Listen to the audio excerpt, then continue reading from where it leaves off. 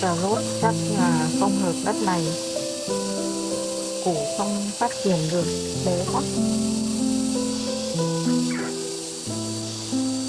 Để thì nó lại thối nhũn mất và mình nhổ hết đi không.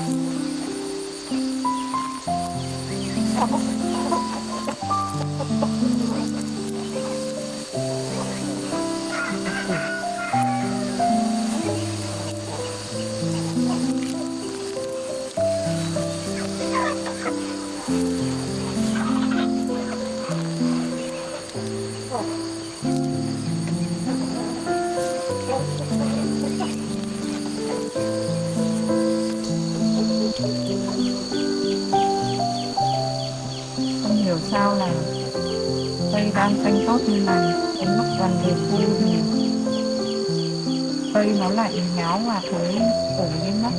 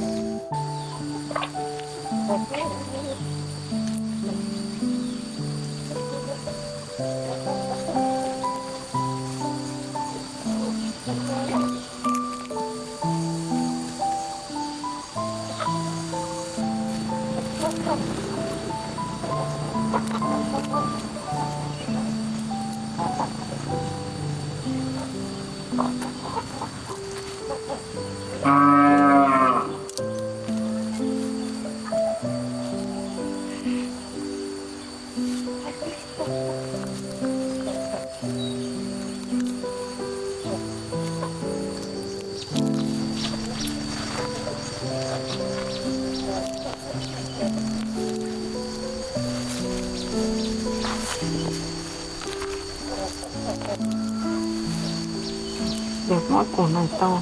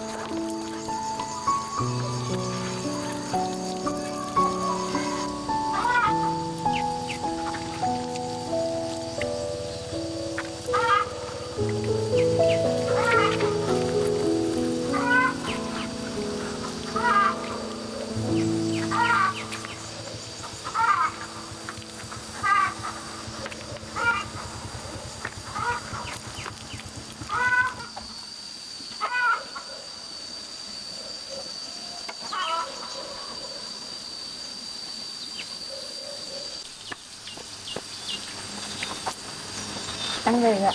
Anh về rồi. Đức được giấy khen này các ạ. Wow, được học giỏi thế nhỉ, Ờ, còn được giấy khen nữa. thế cô giáo khen Đức nhiều lắm. Hôm nay đi họp phụ huynh mà anh tự hào vì con.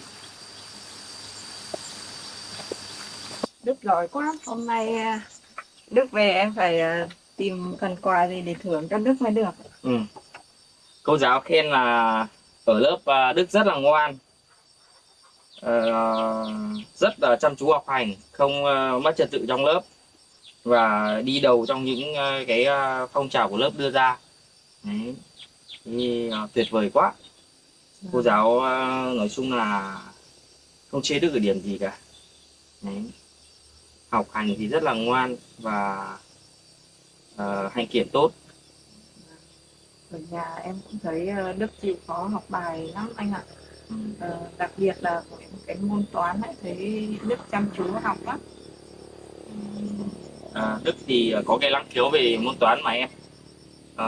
Từ nhỏ năm lớp một rồi Đức đã gần như là không phải dạy về môn toán cho con vì con nó có cái nhận thức rất tốt về môn toán, gần như là phụ huynh không phải kèm nhiều. Đấy, gần như là con tự học hết.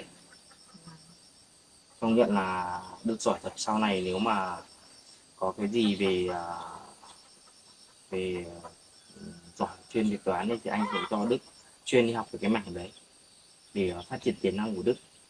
Vâng. Về môn văn thì Đức kém hơn toán nhưng mà cũng cố gắng nỗ lực học hành thì vẫn được học sinh giỏi.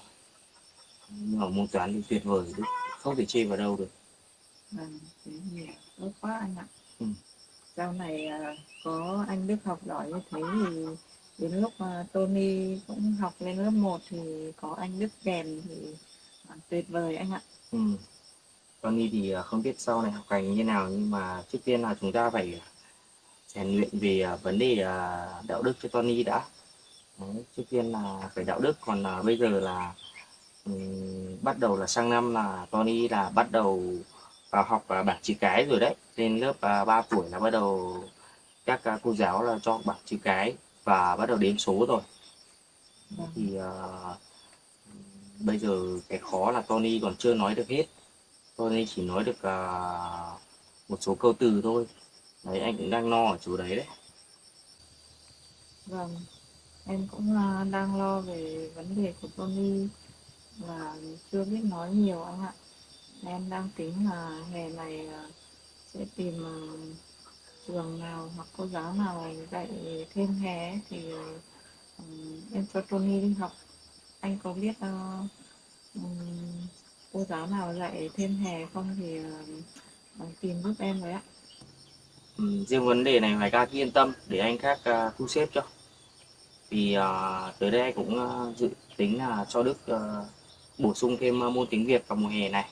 Anh sẽ rèn luyện thêm thì anh sẽ tìm luôn là cô giáo à, dạy tiếng Việt cho Đức. Đấy.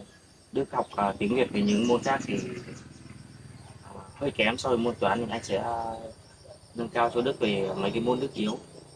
Anh tìm cô giáo để dạy thêm thì Tony thì khả năng là mình phải trước mắt là tìm thầy cô giáo nào chuyên về dạy nói đi, xem ở quanh quanh đây có ai không thì tôi dạy kèm cho Tony để Tony biết nói. Trước tiên là phải biết nói đã xong mới học học được.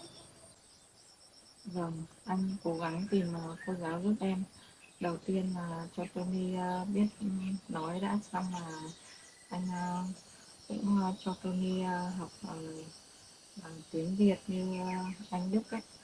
Thì em muốn cho Tony sau này sẽ học giỏi và biết hết mọi thứ, được bằng bạn bằng bè, không như em ấy, chả được học thì thiệt thòi, cái gì cũng không biết. Thì em chỉ muốn làm cho Tony sau này là được giỏi giang, được như bao người khác thôi anh ạ. Anh hiểu ý của em mà em cũng muốn là Tony được học hành đến nơi đến chốn.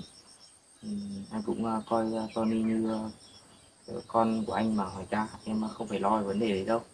thì anh sẽ tương lai anh sẽ lo cho Tony được đầy đủ như bao bạn bè. Riêng cái vấn đề đấy thì anh cứ yên tâm ở anh nhé.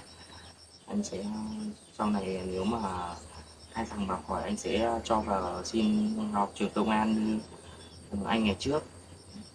Thì nếu mà được như thế thì cũng là ước nguyện của anh. Thực sự là anh rất muốn con anh sau này sẽ học nghề như anh để theo vào trường như anh để có công việc như bây giờ. Vâng, điều đấy là điều thực sự em rất muốn anh ạ. Em cũng muốn là Tony sau này sẽ như anh trở thành một chiến sĩ công an, giúp đỡ tất cả mọi người dân và có công việc ổn định.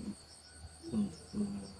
Nhất định sau này anh sẽ kèm cho Tony học hành đâu ra đấy như Đức bây giờ ấy. Đức bây giờ là anh rất là yên tâm về Đức rồi. Trước kia ông bà ngoại với lại mẹ cũng kèm với lại dạy Đức tốt thì Đức mới được như thế. Quan trọng nhất vẫn là cái đạo đức của con trẻ con thôi. Đấy. Con mình sau này nó như thế nào thì mình phải bảo từ bé, không cho chúng hư hỏng là chắc chắn là bọn chúng sẽ học hành đến nơi đến chốn được. Vì sợ bọn chúng còn trẻ mà không bảo ban là chơi bời nhiêu nồng sau này chúng ta sẽ khó bảo các con. Đấy, nhưng hôm nay là đứng trước cả một lớp của Đức, anh phát biểu thực sự là anh rất tự hào về con. Phát biểu trước các phụ huynh cũng cảm ơn cô giáo đã dạy dỗ cho Đức lên nhiều cũng được cái năm học vừa rồi. Đấy. Thế, nói chung là cái lớp của Đức là gần như là lớp chọn rồi, toàn học sinh giỏi thôi em ạ. Vâng. Em thấy Đức thì cũng học giỏi rồi, nhưng mà em thấy Đức hơi nhút nhát. Hè này mình có thể là cho cả Đức và Tony, nếu mà có thời gian, à, anh và em cho bọn trẻ đi tiếp xúc nhiều nơi, chơi nhiều nơi thì chắc bọn trẻ sẽ mạnh dạn hơn anh ạ. Nhưng mà mình cũng phải chú ý thêm vấn đề đấy nữa. Ừ. Cái vấn đề đấy anh sẽ lo cho các con. Hè này có một mùa hè thật ý nghĩa được đi chơi đây đó như ba bạn bè, ờ, du lịch này kia. Đấy thì em yên tâm về góc độ đấy đi nhá. Ờ, thứ nhất là công viên nước với lại đi cáp treo các thứ thì ờ, tới đây anh sẽ tổ chức cho các con đi và cả em nữa. Mình cũng vất vả quanh năm rồi thì một năm mình phải tự thưởng cho bản thân tầm độ ít nhất là tầm 2 chuyến du lịch. Đấy, một là vào mùa hè là một là đi biển này, hai là vào cuối năm mùa đông ấy thì chúng ta lại đi ấm hơn là mình phải đi trên núi chẳng hạn. Đi núi tham quan các khung cảnh như vừa rồi chúng ta đi đấy, đẹp đúng không các bác? Mùa hè thì anh sắp xếp cho các con đi một chuyến biển đi biển chơi một lần. Ngoài ca cũng chưa được đi được bao giờ đâu đúng không? Vâng, em chưa đi em bao giờ anh ạ. Ừ. Thế để hè này anh sắp xếp cho em và các con đi nhé. Đấy. Bọn chúng sắp được nghỉ hè. Dạ vâng ạ. Mà anh ơi, lát nữa em phải qua nhà mẹ có việc ấy. Anh ở nhà giúp em, buổi chiều tan học thì anh đi đón Tony giúp em với nhé. Thế hay là để anh đưa em đi nhé. Dạ không cần đâu anh ạ. Lát nữa em ra kia thấy ai đi qua thì em bắt đi xe ôm cũng được. Tại vì buổi chiều anh còn có công việc bận ấy, nên là không phải đưa em đi đâu ạ. Nhưng mà em đi đường xa như này biết có ai để đi nhờ không? Có ạ, tại vì đường đấy thì cũng đông người đi qua lại ấy. Nên là mọi lần em đi cũng hay nhờ họ đưa đi mà. Thế mà em sao không đi từ sớm đi cho nó mát mẻ, bây giờ thời tiết nó nắng lên rồi em mới bảo là đi về nhà thế. Sớm nay thì em tranh thủ dọn cái vườn với lại lấy ít rau về trồng anh ạ. Không thì trời mưa nhiều ấy, cỏ mọc nhanh nên là vườn rậm rạp quá. À, lúc nào em cũng đặt công việc lên hàng đầu, không quan tâm đến bản thân gì cả. Thế thì em cũng không biết đằng nào mà khuyên em nữa. Nói chung là mình làm cái gì mình cũng phải từ từ cho em ạ. Người em lúc nào cũng chịu khó làm, gần như là không có thời gian nghỉ mà thấy anh ở cái phương em. Không có gì đâu anh ạ, tại vì em làm nhiều cũng quen rồi. Mà bên nhà có việc gì mà sao em lại về gấp thế? Dạ em cũng không biết được ạ. Em chỉ thấy mẹ gọi em là về coi nhà hôm nay, thì lúc mẹ gọi cũng không nói với em là về có việc gì anh ạ. Ờ, thế chắc phải có việc gì thì họ mới gọi em về thôi. Nếu không có việc gì quan trọng họ có thể đi đến đây để nói với em được, vì là họ có phương tiện đi lại. Đấy, chắc là gia đình có việc gì cần em về thì thì họ mới gọi em về như thế. Vâng. Thế biết làm thế nào bây giờ nhỉ?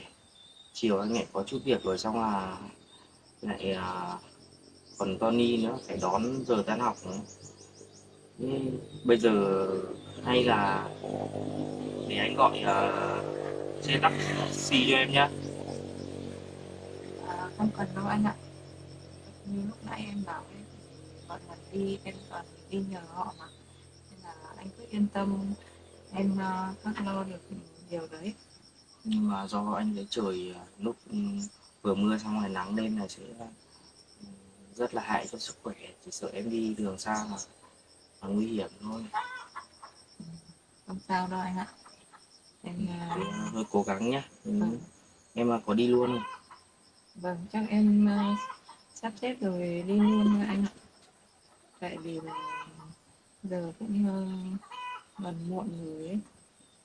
Nên đi đến đấy thì sợ bà có việc gì thì mình còn giúp bà luôn.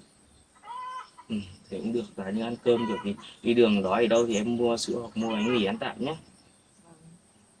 Thế anh ở nhà anh cũng nấu cơm ăn đầy đủ anh nhé.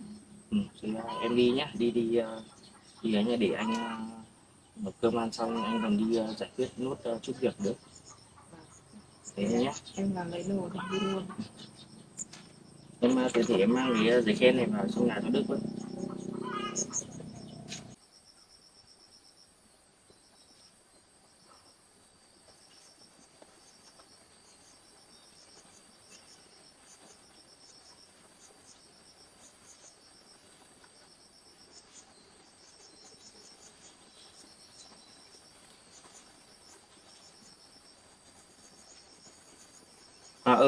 Cậu à. Ừ. Ừ, thế tôi gọi cho cậu bảo này này, tầm độ 1 giờ chiều nhá. 1 giờ chiều chúng ta nói chuyện với nhau một lúc xong thì 1 rưỡi là tôi phải đến cơ quan làm rồi. Ừ, rồi. Thế chúng ta hẹn nhau 1 giờ chiều ở quán cà phê chỗ cũ nhá. Rồi, chúng ta trao đổi qua một chút là xong thôi. Rồi. Ừ, thế nhá. Giờ đến đúng hẹn nhá, không là tôi 1 giờ ở cơ quan nhá. Rồi, ok, chào cậu.